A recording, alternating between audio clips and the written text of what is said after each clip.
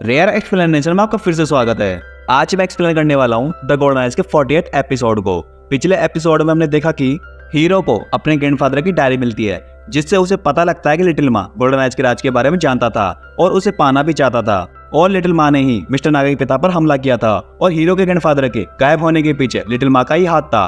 और एपिसोड के last scene में हमें पता लगता है कि ब्यूटीफुल लेडी अभी जिंदा है। अब एपिसोड में आगे एपिसोड की शुरुआत में हमें फ्लैशबैक को दिखाया जाता है, जहां कोजिमा और उसके आदमी ब्यूटीफुल लेडी की लाश को लेने आए थे और कोजिमा के आदमी ब्यूटीफुल लेडी पर से बड़े बड़े और भारी भारी पत्थरों को हटा रहे होते हैं। तभी उन्हें पता लगता है कि ब्यूटीफुल लेडी अभी जिंदा है। फिर हमें हॉस्पिटल का सीन दिखाया जाता है, जहाँ ब्यूटीफुल लेडी को होश आता है और वो हीरो को याद कर रही होती है। तभी मिस्टर नागा ब्यूटीफुल लेडी को अपने बारे में बताते हैं। यार ब्यूटीफुल लेडी मिस्टर नागा को बोलती है कि आपने मुझे क्यों बचाया, मुझे तो अभी जिंदा भी नहीं होना चाहिए था। और किन परिवार आपको इस बात के लिए कभी शुक्रिया अदा भी नहीं करेगा। और अगर आप मुझे बंदी बनाकर अंकल किन को ब्लैकमेल करने के बारे में सोच रहे हो, तो आपका यह प्लान किसी काम का नहीं है, क्योंकि अंकल किन को अब मेरी कोई जरूरत नहीं है।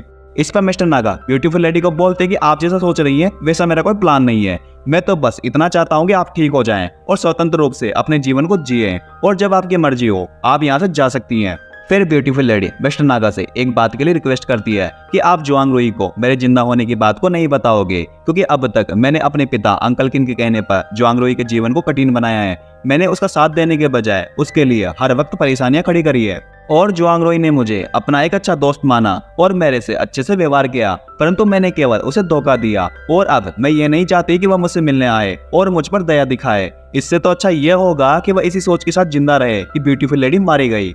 कम से कम इस वजह से वह मुझे याद तो कर पाएगा। और ब्यूटीफुल लेडी के इतना बोलने के बाद यह सीन यही कट हो जाता है। फिर सीन सब होता है और हमें पुलिस स्टेशन को दिखाया जाता है, जहां जूनियर लेडी ऑफिसर को आर्कोजेल टीम की सभी सदस्यों की एक लिस्ट देता है, जिसे लेडी ऑफिसर देखती है, जहां उसे पता लगता है कि लिटिल माँ उस आर्कोजेल टीम का सदस्य नहीं था। और यह सीन यही कट हो जाता है। फिर हमें हीरो के घर को दिखाया जाता है, जहाँ पर हीरो और मिस्टर नागा साथ में बैठे होते हैं और मिस्टर नागा हीरो के ग्रैंडफादर की डायरी को पढ़ रहे होते हैं। और डायरी को पढ़ने के बाद मिस्टर नागा हीरो को बोलते हैं कि आपके ग्रैंडफादर की वजह से मेरे पिता लिटिल माँ से बच पाए। अगर आपके ग्रैंडफादर ने मेरे पिता का साथ नहीं दिया होता तो हो सकता है कि मेरे पिता भी आपके ग्रैंडफादर की तरह इस दुनिया से गायब हो जाते।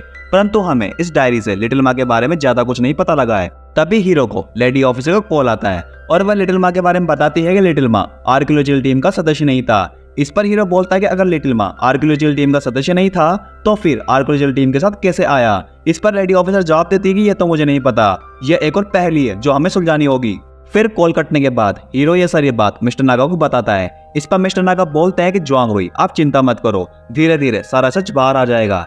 इस पर हीरो जवाब देता है कि मिस्टर नागा आप समझ नहीं रहे हैं, मेरे पास अब ज्यादा समय नहीं बचा है। मेरे अंदर भी आपके पिता की तरह ही लक्षण दिखाई देने लगे हैं। मैं अब धीरे धीरे मौत के करीब जा रहा हूँ और मुझे डर है कि मैं किसी दिन अपनी पांचों इंद्रियों को खो दूं और कहीं पागल ना हो जाऊं और अपनी मौत को आने तक ऐसे ही तड़पता रहूं। इस पर मिस्टर नागा जवाब देता है कि जुआंग रुई आप चिंता मत कीजिए, मैं आपको बचाने का हर संभव प्रयास करूंगा। इस पर हीरो जवाब देता है कि मिस्टर नागा आपको पता है जब हम गांसू में थे और फेंगक्वान की कब्र को खोज रहे थे, तब कोजिमा और आपके आदमियों ने मेरी जान बचाने के लिए अपनी जान भी दांव पे लगा दी। और अब तक मैंने कई बार अपने दोस्तों की जान भी खतरे में डाली और ब्यूटीफुल लेडी ने मुझे बचाने के लिए अपनी जान भी गंवा दी। अब मैं किसी और की जान को खतरे में नहीं डालने वाला और ना ही मैं चाहूंगा कि कोई मेरी वजह से अपने जीवन का बलिदान दे। और अब मेरी एक ही ख्वाहिश है कि मैं मरने से पहले अपने ग्रैंडफादर और जूनियर के ग्रैंडफादर के हत्यारे का पता लगा सकूं, ताकि मरने के बाद मुझे किसी चीज का पछतावा ना हो। और हीरो के इतना बोलने के बाद यह सीन यहीं कट जाता है। हमें फिर से पुलिस स्टेशन को दिखाया जाता है, जहाँ कमिश्नर लेडी ऑफिसर से गोल्डन आइज के केस की अपडेट ले रहा होता है। तभी लेडी ऑफिसर अपने कमिश्नर को बताती है कि पहली बात, जब हम गांसू में थे तो अंकल किन ने हीरो को मारने की कोशिश की और मुझे लगता है कि वह अभी भी हीरो को मारने का प्रयास करेगा। और दूसरी बात, हमें गांसू अभियान के दौरान लिटिल माँ के बारे में पता लगा, परंतु लिटिल माँ आर्कियोलॉजिकल टीम का सदस्य नहीं था, लेकिन फिर भी वह आर्कियोलॉजिकल टीम के साथ था और हमें इस पहेली का पता लगाना होगा। और तीसरी बात, टोटल 4 जेडाई है, जिसमें से एक अभी भी मिसिंग है और चौथी जेडाई अभी किसके पास है हमें यह भी नहीं पता। और हमें एक और बात का खतरा है कि अगर किसी ने गोल्डन आइज के साइड इफेक्ट्स का इलाज खोज निकाला तो वह प्राचीन वस्तुओं और कीमती पत्थरों के व्यापार को खत्म कर देगा और इस दुनिया में अशांति को फैला देगा। इस पर कमिश्नर बोलता है कि लेडी ऑफिसर मुझे एक बात बताओ, तुम गोल्डन आइज के केस को सुलझाने गई थी या उलझाने? अभी हमारे पास ना कोई सबूत है और ना गवाह, और सारी पहेलियां अभी भी उलझी पड़ी है। हमने अभी तक इस केस में एक भी सफलता प्राप्त नहीं की है। क्या मैं ये समझ सकता हूँ कि तुम इस केस को सोल्व करने के योग्य नहीं हो? क्या मुझे इस केस को किसी और को दे देना चाहिए? और लास्ट में कमिश्नर लेडी ऑफिसर को बोलता है कि मैं तुम्हें 1 सप्ताह का और टाइम दे रहा हूँ। अगर तुमने इस केस में किसी भी पहेली को नहीं सुलझाया तो मैं यह केस किसी और को दे दूंगा। इस पर लेडी ऑफिसर बोलती है ठीक है सर, मैं आपकी बात को समझ गई, और यह बोलकर वहां से चली जाती है। हमें फिर से हीरो के घर को दिखाया जाता है जहाँ पर बेस्ट फ्रेंड गोल्डन आइज के साइड इफेक्ट्स का इलाज पता लगाने के लिए कड़ी मेहनत करके नोट्स बना रहा होता है। तभी हीरो वहां पर आता है और हीरो को देखकर बेस्ट फ्रेंड डर जाता है और हीरो बेस्ट फ्रेंड के नोट्स को छीनकर पढ़ने लगता है। इस पर हीरो बोलता है कि तुमने ग्रैंडफादर की डायरी की फोटोकॉपी क्यों की है और ये तुम क्या कर रहे हो? तभी बेस्ट फ्रेंड जवाब देता है कि मैं आपका इलाज करने के लिए नोट्स बना रहा हूँ, और एक एग्जाम्पल देकर हीरो को बताता है कि 17 अक्टूबर की सुबह मिस्टर नागा के पिता ने 2 अंडे खाए और शाम को वह बीमार पड़ गए। इसका मतलब हाई प्रोटीन वाला खाना उन्हें बीमार कर देता था। इस पर हीरो बोलता है वाह मेरे दोस्त, क्या रिसर्च की है। अब मैं तुम्हें तुम्हारी नॉलेज के लिए एक बात बताता हूँ कि मिस्टर नागा के पिता को अंडों से एलर्जी थी, इसलिए वह कभी अंडे खाते ही नहीं थे। और अब मैं तुम्हें एक सुझाव देना चाहूंगा कि तुम बहुत दिनों बाद बीजिंग लौटे हो, तुम्हें टीचर जिया पर ध्यान देना चाहिए, उसके साथ घूमो फिरो और मजे करो और अपने रिश्ते को और बेहतर बनाने पर ध्यान दो। और तुमने पिछली बार मुझे बताया था कि अपने शहर में एक नया ओयो होटल खुला है, तुम टीचर जिया के साथ जाओ और उसकी सर्विस का आनंद लो। तभी बाहर से अंकल डा हीरो को आवाज लगाते हैं और हीरो वहां से चला जाता है। हीरो के जाने के बाद बेस्ट फ्रेंड बोलता है कि तुम्हें क्या लगा, तुम इस ड्रामे के हीरो हो तो क्या तुम ही इंटेलिजेंट हो सकते हो? मैं भी तुम्हारा बेस्ट फ्रेंड हूँ और मैंने ग्रैंडफादर की डायरी की कई सारी फोटोकॉपी पहले ही निकाल ली थी। फिर हमें हीरो और अंकल डा को बात करते हुए दिखाया जाता है जहाँ हीरो अंकल डा को गोल्डन आइज का राज, गांसो अभियान के दौरान की गई कब्र की खोज और अब तक की हुई सारी घटना के बारे में बताता है, और साथ ही अपने ग्रैंडफादर की डायरी और उनके साथ हुई घटना के बारे में भी बताता है। और बोलता है कि अंकल डा, आपको याद है आपने तीसरे एपिसोड में मुझे बताया था कि मैं फेंग क्वान का रूप हूँ और फेंग क्वान ने एक कछुए की जान बचाकर गोल्डन आइज प्राप्त की थी। आपने मुझे बताया था कि ये एक काल्पनिक कहानी है, जबकि फेंग क्वान ने कछुए की जान बचाकर नहीं अपितु उल्का पिंड और आसमानी बिजली को सहन कर गोल्डन आइज प्राप्त की थी। फिर फेंग क्वान अपनी कब्र में 4 जेडाई को छोड़ गया ताकि भविष्य में लोग उसके उपयोग से विशेष क्षमता को ला सके। और मेरे ग्रैंडफादर ने अपनी डायरी में यह मेंशन किया था कि मिस्टर नागा के पिता ने गलती से गोल्डन आइज की पावर को प्राप्त किया। फिर बाद में लिटिल माँ को गोल्डन आइज के राज के बारे में पता लगा और उसके मन में गोल्डन आइज को पाने का लालच आ गया, और इसी वजह से उसने मेरे ग्रैंडफादर और मिस्टर नागा के पिता पर हमला किया। और मुझे लगता है कि मेरे ग्रैंडफादर की मौत लिटिल माँ ने इसी वजह से की होगी। इसलिए कहा जाता है कि खजाना जितना कीमती और दुर्लभ होगा उसके बाद आने वाली आपदा उतनी ही भयानक होगी, और इस स्थिति में कुछ भी नहीं किया जा सकता क्योंकि प्राचीन काल से ही ऐसा ही होता आया है। फिर हीरो अंकल डा को एक फोटो दिखाते हुए बोलता है कि ये आर्कोलॉजी टीम के सदस्यों की एक फोटो है जो कि संभव है कि लिटिल माँ ने ही खींची होगी, और हमें अभी तक लिटिल माँ के बारे में कुछ पता नहीं लगा है। फिर यहाँ अंकल डा अपने तजुर्बे से हीरो को बताते हैं कि हो सकता है लिटिल माँ गांसू का लोकल हो और आर्कोलॉजिकल टीम ने गाइड करने के लिए लिटिल माँ को हायर किया हो। तभी हीरो अंकल डा को बोलता है कि अंकल डा, आपने सही कहा, मैं इसके बारे में लेडी ऑफिसर से बात करूंगा। फिर सीन शिफ्ट होता है और हमें हॉस्पिटल को दिखाया जाता है जहाँ पर एक डॉक्टर ब्यूटीफुल लेडी को दवाइयाँ लेने के लिए बोल रही होती है, परंतु ब्यूटीफुल लेडी यह बोलकर मना कर रही होती है कि मेरा अभी मन नहीं है, मैं बाद में ले लूंगी।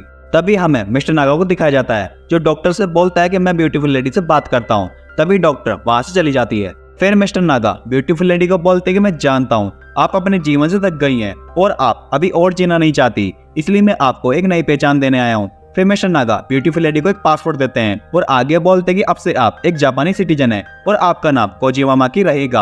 अब मैंने आपका संबंध किन परिवार से खत्म कर दिया है, और वैसे भी किन परिवार आपको कभी अपना मानता ही नहीं था। इस पर लेडी ऑफिसर बोलती कि आप ऐसा नहीं कह सकते, माना कि अंकल किन की मैं गोद ली हुई बेटी हूँ और यह भी मानती हूँ कि अंकल किन मुझसे प्यार नहीं करते, परंतु उन्होंने मेरे पिता को बचाने की कोशिश की और इस कोशिश में उन्होंने अपनी टांग पर गोली खाई और हमेशा हमेशा के लिए अपाहिज हो गए, और फिर उन्होंने मुझे अपने बेटी के रूप में गोद ले लिया और अब तक उन्होंने मेरी देखभाल की और अच्छे से मेरा पालन पोषण भी किया।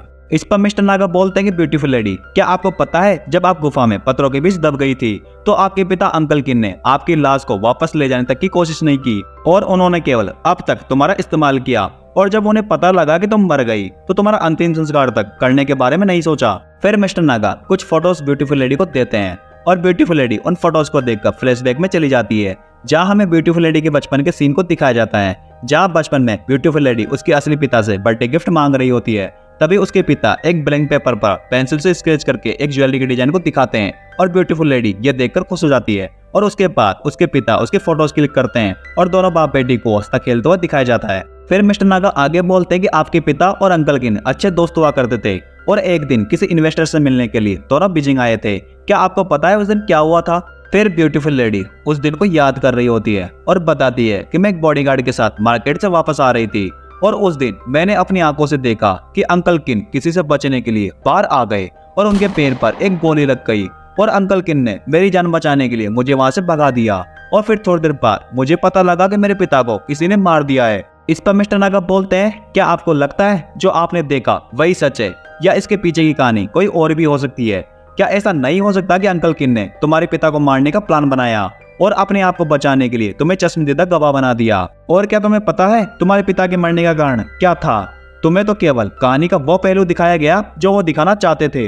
इस पर ब्यूटीफुल लेडी बोलती है, क्या आपके पास इस बात का कोई सबूत है? और वैसे भी अंकल किन का मेरे पिता को मारने के पीछे क्या ही उद्देश्य होगा? इस पर मिस्टर नागा जवाब देते हैं कि ब्यूटीफुल लेडी, लगता है आपने बाजीगर मूवी नहीं देखी, और अगर मेरे पास इस बात का कोई सबूत होता तो आज अंकल किन जेल की सलाखों के पीछे होता और अंकल किन का तुम्हारे पिता को मारने का उद्देश्य एक्सिस ज्वेलरी बिजनेस था, जो तुम्हारे पिता के मरने के बाद धीरे धीरे करके उन्होंने उस बिजनेस पर अपना कब्जा कर लिया और तुम्हें अपना गुलाम बना लिया और अपने बिजनेस के सारे इलीगल काम तुमसे करवाए। फिर मिस्टर नागा आगे बोलते हैं कि ब्यूटीफुल लेडी, मैं नहीं चाहता कि तुम यहाँ से ठीक होकर अंकल किन के पास वापस चली जाओ और अंकल किन की वजह से अपने पिता की तरह बेमौत मारी जाओ। मैं चाहता हूँ कि तुम अपने पिता की मौत के कारण की जांच करो और अपने पिता के वास्तविक हत्यारे का पता लगाओ। इसके लिए मैं तुम्हारी हर संभव मदद करूंगा और मैं चाहूंगा कि तुम जल्दी से ठीक हो जाओ और अपने जीवन को अच्छे से जियो।